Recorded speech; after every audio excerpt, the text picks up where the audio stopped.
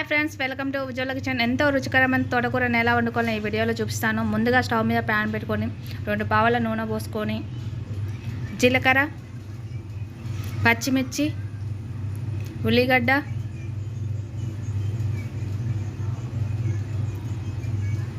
చిటికెడు పసుపు, సరిపడ కారం,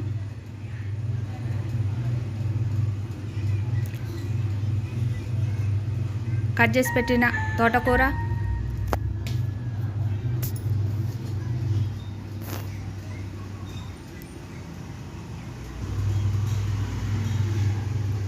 కొద్దిగా అల్లం, సరిపడా ఉప్పు,